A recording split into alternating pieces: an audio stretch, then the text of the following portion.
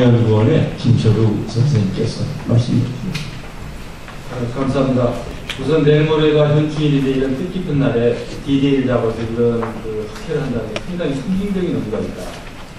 결혼할 때도 날짜를 잘 잡는데 이 학회하는 것도 이 날짜 상당히 중요합니다. 그래서 김일성이가 6월 25일 일요일 날 새벽에 하는 그 D-Day H아워, 요번에도 천안함 그 D-Day H아워를 과연 누가 했을 것인가, 이런 생각을 많이 해봅니다. 달빛이라든가 이런 거에 다 보도를 했다고 해요. 그래서 야, 이 D-Day H아워는 아무나 잡는 게 아니다. 나를 잡는다는 거 굉장히 중요한 거예요. 그래서 오늘 이 뜻깊은 날에 금요일날 오후에 이 시간에 함께해 주신 여러분들이 이 날을 이렇게 함께해 주신 게 얼마나 상징의 의미가 있는가 이렇게 생각합니다. 저는 그 공군사관학교를 졸업을 해서 이은표이가 갑자기 미국이 내고 부르고 내오는 바람에 군정부기관에 차출이라고 해서 가서 평생을 이제 보이자민국에서 이제 국가부를 했는데, 뭐 송대성 세종연구소장 밑에서 실무자로서 오랫동안 보고서 쓰고 맨날 밤새게 하고 아침에 커피 한잔 하고 하는 그런 생활을 오래 했습니다. 근데 이제 전역하고 공연대령학교에서 국방연구소 연구를 하고 있습니다. 이런 걸 하면서 쭉 생각을 해보면은, 지금 이번에 송정환 교수님 논문을 몇 번을 읽어봤어요. 야, 얘 한 30-40년을 그래도 국방안보 분야에 있으면서 우리는 맨날 메가더 얘기만 들어왔어요. 어떻게 침공해가지고 메가더 어떻게 방조되고 백선엽 장군이 뭐 어떻게 되고 어떻게. 근데 왜 전쟁이 어떻게 그 탑 디시전 메이커들에서 어떻게 이루어졌는가를 사실 송 교수님 논문을 통해서 처음 배우게 돼서 아주 부끄러운 마음이 있었습니다. 마찬가지로 최근에 작품에 김정일이가 중국을 방문한다 안 한다, 그것도 지금 알 수 있는 건 언론밖에 없어요. 언론에 보도되는 거 보고 춤추면서 야, 이 방문할 것이다 안 할 것이다 그래가지고 막 하는 걸 보고, 중요한 거는 세 가지를 앞에서 말씀드리면, 첫째는 러시아와 지금 과거에 부설이 러시아가 됐습니다만은 중국만 많이 얘기하는데 그때나 지금이나 러시아도 과소평가할 수 없다. 러시아가 가지고 있는 전략적 가치라는 것이 당시에 송 교수님 주장하신 바대로 스탈린이 목태통을 조정했던 것처럼 지금 돈 많은 부자가 된 러시아가 이제 중국에도 나름대로 지렛대가 있지 않느냐. 유엔 안보의 결의안이든 뭐든 하여튼 그래서 특정 국가도 중요하지만 그 국가가 다른 국가와 어떤 관계, 릴레이션십이 아주 중요하다. 중국을 보려면 중국과 미국의 관계, 이번에 힐러리 클린턴이 가서 무슨 얘기를 했는가를 구체적으로 밝혀낼 수 있는 정보력, 이런 것이 중요한 게 아니에요. 릴레이션십을 잘 해야 된다. 중국이나 하나보다는 그 중국과 러시아의 관계성이 상당히 중요한 게 아닌가 이런 생각이 듭니다. 그래서 다시 한번 귀한 논문에 대해서 감사를 드립니다. 두 번째는 정보가 상당히 중요하다. 우리가 북한 정보를 위해서 그동안에 북한 알기 해가지고 차별적으로 정보를 공개하다 보니까 중요한 것과 중요하지 않은 것이 빈밥이 돼가지고 뭐가 중요한지 안 하는, 그러니까 공개 안 해도 될 건 공개하고 공개해야 될 건 공개 안 하는 그런 오류가 많이 있었습니다. 그래서 진짜 이번에 천안 사태 나오고 나서 북한의 군사 정보에 대해서 너무 모른다. 너무 모르고 정말 미사일이 뭔지 잠수정이 뭔지 뭐 비대칭이라고 하면 뭐가 비대칭인지 잠수함이 뭔지 유고급이 뭔지 유고슬라비아 뭔가 이렇게 생각하는 사람도 많이 있습니다. 그래서 마찬가지로 북한 군사 정보에 대해서 많이 알아야 되는데, 수집이나 북한이 최대한 그 비밀주의를 하기 때문에 수집하는 데 엄청난 정보 비용이 들어갑니다. 그런데 중요한 거는 저렇게 1조 시대는 에이웍스만 사오면 뭐예요? 자료는 무지무지하게 막 메가바이트로 뭐 내려오는데 종합 분석 능력이 없거나 부족합니다. 분석하는 사람들은 전부 다 차단의 원칙에서 전부 다 나눠져 있어요. 자기가 중요하다고 생각하는 상급자한테는 보고하는데 그 상급자가 자주 바뀌어요.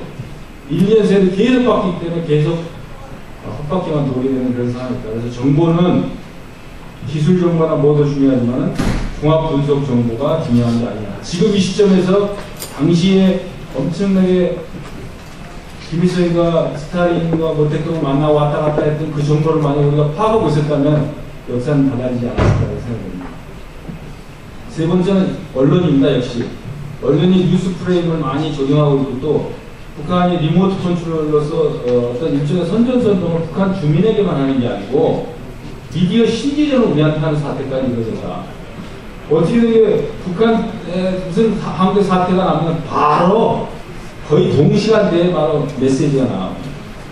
저는 이 상징주의 언론학을 전공한 사람으로서 남한에 가서 검열하겠다. 검열이라는 용어는 우리가 엄청나게 그놈들이 북쪽에서는 아주 선전선동에서는 나름대로 뭔가 하여튼 용어 선택이나 주제 시기 이런 것들이 굉장히 뛰어나다. 그래서 언론의 뉴스 프레임 무엇을 보도하고 어떻게 보도할 것인가는 엄청나게 영향을 많이 미치게 됩니다. 그래서 우리가 부지불식간에 아무리 저도 그 보수 성향과 국가 애국적인 성향을 갖고 있다 하더라도 부지불식간에 노출이 된다 이겁니다. 북한 방송이 그냥 9시 뉴스에 막으로 쏟아져 나오고 분석 능력이 없는 사람들 쏟아 나오면 상당히 문제가 아닌가 생각이 듭니다.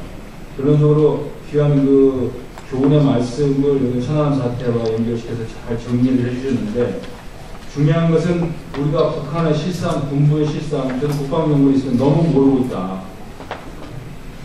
너무 모르고 있고 뭐 여러 가지 정보가 비빔밥처럼 돼 있어서 뭐가 진실인지 아닌지 혼돈 현상이 일어나고 있는데 이런 것을 극복하기 위해서는 적의 그 비대칭 무기만 겁을 낼 게 아니고 우리도 일본으로 나왔으면 우리도 비대칭 무기가 있다. 우리가 갖고 있는 비대칭 무기는 아까 회장님도 말씀하신 것 중에 진실이라는 비대칭 무기다. 이게 심리전이 될 수도 있고 미국에서 강조하는 대북 그 전략 커뮤니케이션이라고 그러죠. 스트래티지 커뮤니케이션.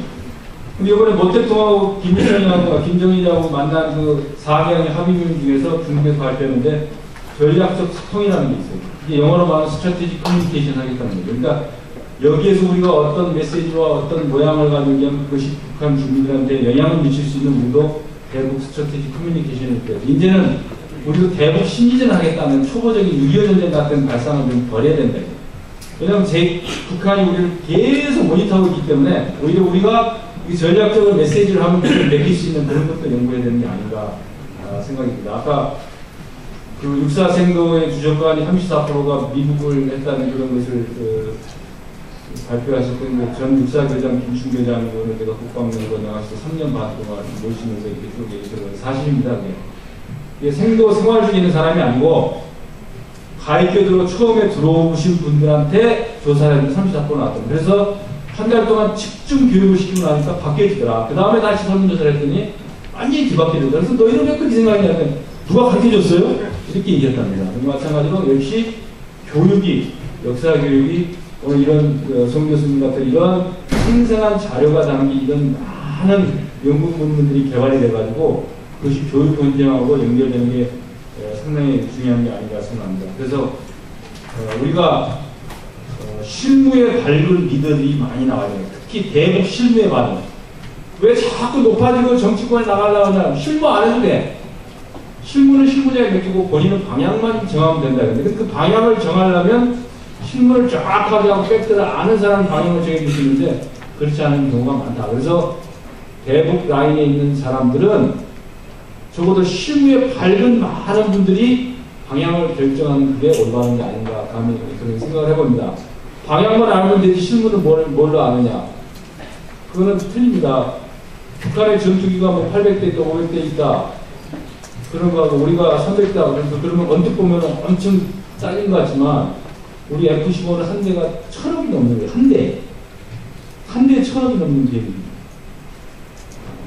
그하고 헬리콥터 뭐 100대 있는 거하고 많이 틀립니다. 그게 실무와 전문성이라고 하는데 실무적인 전문성이 있는 분들이 정책 방향을 결정할 때 정확한 그 종합 분석이 나오지 않느냐. 그래서 송 교수님처럼 안보 현장에서 정보 현장에서 근무하셨던 분들이 이런 그 안보 교육의 어떤 구체적인 디테일한 걸 많이 발굴하셔가지고 하면 우리가 좀 더 그 6.25 하면은 신입교육이 도와줘서 뭐 메가대장 뭐 수복하고 뭐 이렇게 땅따먹게 있다 같은 그런 걸 좀 벗어버리고 근본적으로 북에서 어떤 계획을 가지고 어떻게 침공을 했는가 그게 여러분들 연구하는 건 상당히 저한테 많은 감동과 또 도움을 좀 귀중한 논문이었다고 생각합니다. 감사합니다.